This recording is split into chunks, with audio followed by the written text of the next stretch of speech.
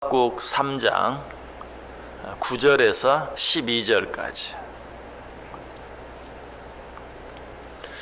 하박국 3장 9절에서 12절까지 우리 다 같이 한 목소리로 읽습니다. 주께서 활을 꺼내시고 화살을 바로 쏘셨나이다. 셀라. 주께서 강들로 땅을 쪼개셨나이다. 산들이 주를 보고 흔들리며 창수가 넘치고 바다가 소리를 지르며 손을 높이 들었나이다. 날아가는 주의 화살의 빛과 번쩍이는 주의 창의 광채로 말미암아 해와 달이 그 처소에 멈추었나이다. 주께서 노를 바라사 땅을 두르셨으며 분을 내사 여러 나라를 밟으셨나이다. 아멘. 주께서 활을 쏘신다. 이것이 의미하는 것이 무엇이라고 그랬습니까? 하나님께서 심판하신다. 악한 대적들을 심판하실 뿐만 아니라 하나님의 백성이라 할지라도 잘못했을 때 그 잘못에 대해서 징계하시고 심판하신다 하는 것 우리가 생각해 보았습니다. 그런데 하나님이 심판하신다라는 이 말씀에 이어서 이제 계속해서 어떤 말씀하십니까? 심판하실 뿐만 아니라 그 심판이 어떤 것인가, 그 심판이 어떠할 것인가 하는 것에 대해서 계속해서 말해주고 있어요. 자, 9절 뒷부분부터 한번 보세요. 주께서 강들로 땅을 쪼개셨나이다. 산들이 주를 보고 흔들리며 창수가 넘치고 바다가 소리를 지르며 손을 높이 들었나이다. 자, 이 모습이 무엇을 의미한다고요? 가장 기본적으로 생각할 수 있는 것은 하나님께서 요단을 가르시고 홍해를 가르시는 지금 그런 모습을 시적으로 표현하고 있다.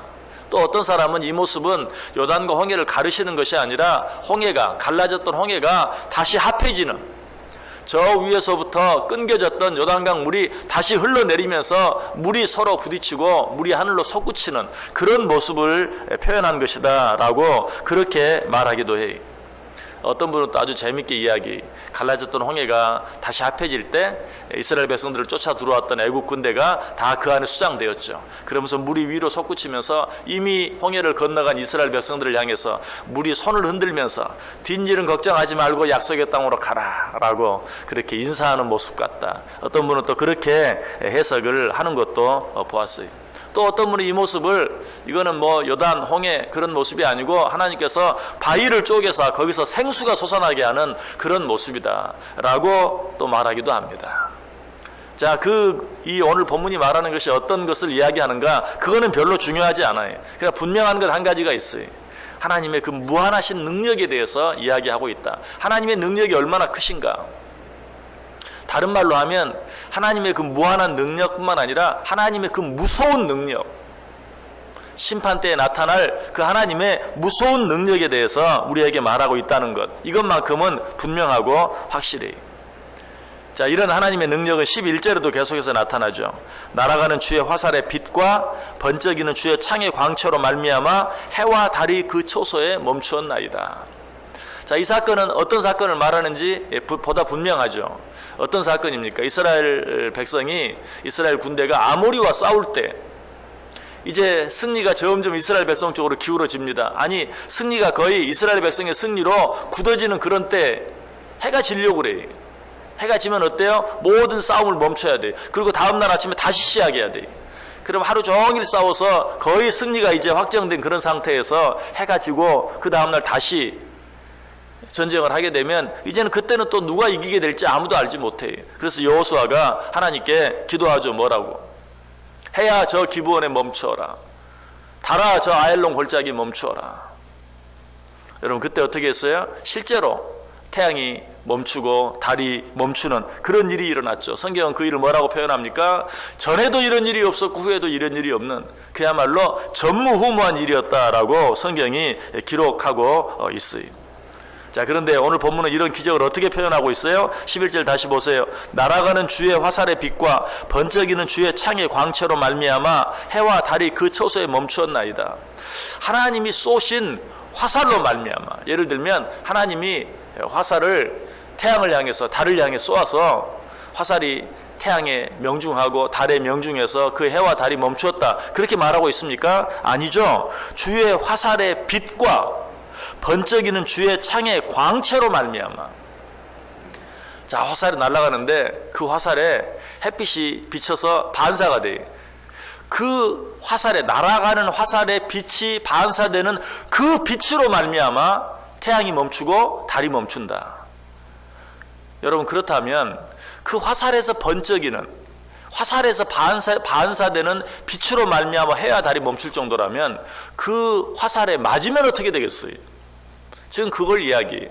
화살에 비치는 빛으로 전무후무한 해와 달이 멈추는 그런 놀라운 능력이 일어났다.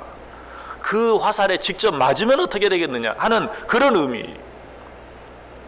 하나님의 능력은 그처럼 크고 위대하다는 것이.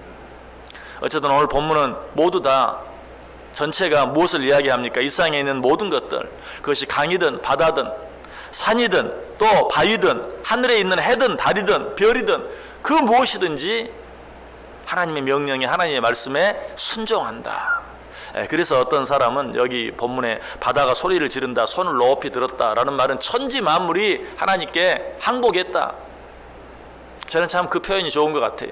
천지 만물이 다 하나님께 손을 드는 거예요. 항복. 하나님 앞에서는 그 어떤 것도, 강도, 바다도, 산도, 바위도, 해도, 달도 어찌할 수 없어요.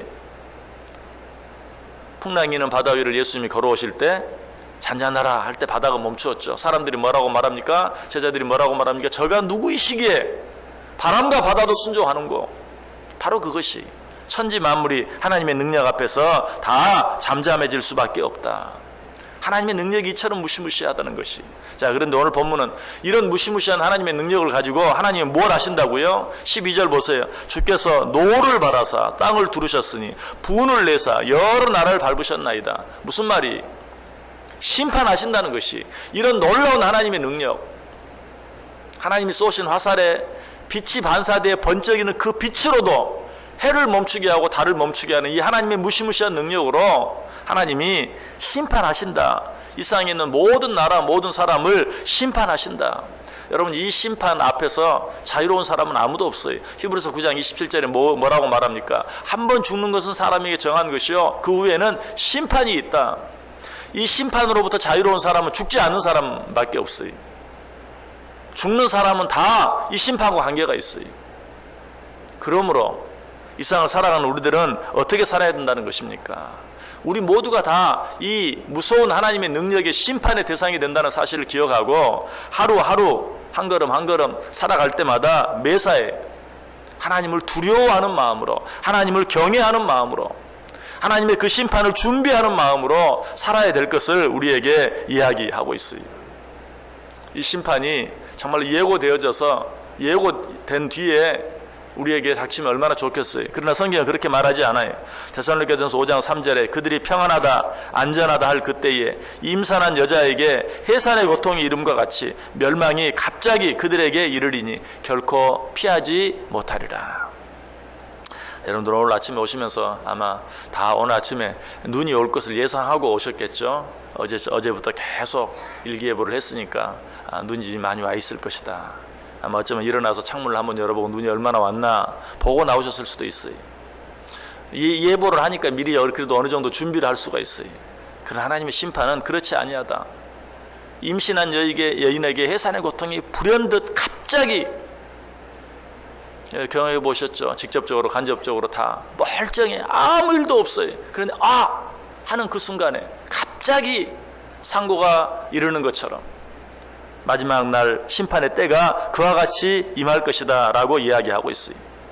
그래서 이 심판이 임하면 어떻게 된다고 말합니까? 아모스 2장 14절 이하에 빨리 다름박질하는 자도 도망할 수 없으며 강한 자도 자기 힘을 낼 수 없으며 용사도 자기 목숨을 구할 수 없으며 활을 가진 자도 설 수 없으며 발이 빠른 자도 피할 수 없으며 말 타는 자도 자기 목숨을 구할 수 없고 용사 가운데 그 마음이 굳센 자도 그날에는 벌거벗고 도망하리라. 여호와의 말씀이니라.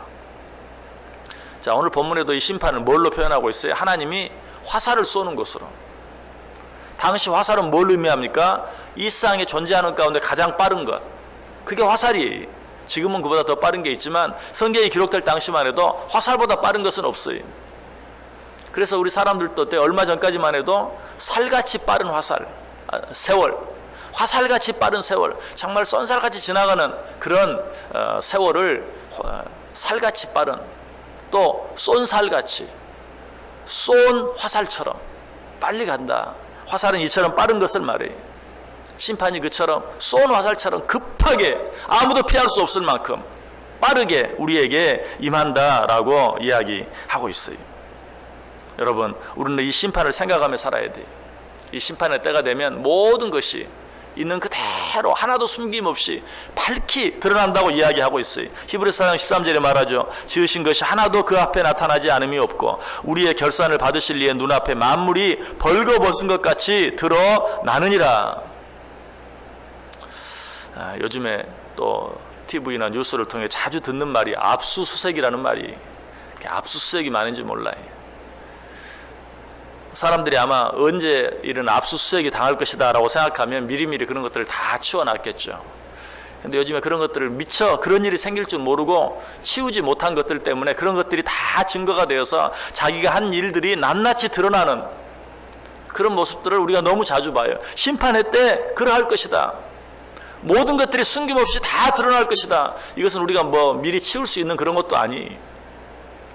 자, 우리는 어떻게 살아야 된다고요? 도적같이 임하게 될 그날을 생각하면서 매사에 삼가하면서 조심하면서 우리 하나님을 두려워하면서 경외하면서 살 수 있어야 된다. 아모스 선지자는 이 날에 대해서 또 이렇게 말해. 아모스 4장 12절에 그러므로 이스라엘아 내가 이와 같이 내게 행하리라. 내가 이것을 내게 행하리니 이스라엘아 내 하나님 만나기를 준비하라. 내 하나님 만나기를 준비하라. 예수님께서도 친히 말씀하세요. 이러므로 너희도 준비하고 있으라. 생각하지 않은 때에 인자가 오리라. 항상 준비하는, 주님이 언제 오실는지 주님이 오실 그날, 주님이 오시면 임하게 될 그 심판을 준비하며 살라라고 이야기하고 있어요. 여러분, 심판날을 준비하며 산다는 것은 뭘 말할까요? 사도 바울은 세월을 아끼라라고 말하고 있어요. 세월을 아낀다는 건 뭘 말할까요?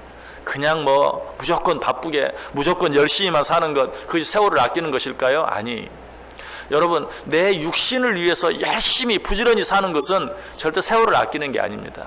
그것은 세월을 낭비하는 거예요. 왜 그렇죠? 육신은 썩어져 없어질 것이, 썩어져 없어져 버리고 말 것을 위해서 우리의 시간, 쏜살같이 지나가는 그 시간, 그 세월을 아끼고 사는 것은 그건 낭비예요.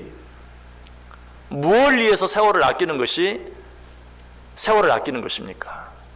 그것은 우리의 영을 위해서, 영원한 하나님의 나라를 위해서 우리가 세월을 아끼는 것, 그것이 바로 진정으로 세월을 아끼는 것이. 우리가 여러 가지 많은 바쁜 일들로 분주하게 살아가지만 그런 일들로 말미암아서 내 영을 잊어버리고 산다면, 영원히 살아야 될 내 영혼을 위한 삶을 놓치고 산다면 그것은 세월을 아끼는 것이 아니라 세월을 낭비하는 것이. 2017년 한 해 또 여전히 바쁠 거예요. 작년에도 그러했던 것처럼, 지금까지 그러했던 것처럼 여전히 바쁠 거예요. 그러나 그 바쁜 일들 가운데서도 내가 얼마나 내 영혼을 챙기며 살아가는지 생각할 수 있어야 돼요. 그것이 주의 오실 날을, 주의 심판을 준비하며 사는 삶이요, 그것이 진정으로 세월을 아끼는 삶이에요. 주님의 심판이 얼마나 무서운 것이요, 주님의 심판이 얼마나 급하게 임하는 것인가를 생각하면서 언제 어느 때 주님 다시 오신다 할지라도 부끄러움이 없이 주님 앞에 아멘 주 예수여 오시옵소서 라고 기쁨으로 주님을 맞을 수 있는 저 여러분의 삶이 될 수 있기를 주님의 이름으로 간절히 축원합니다. 기도하겠습니다.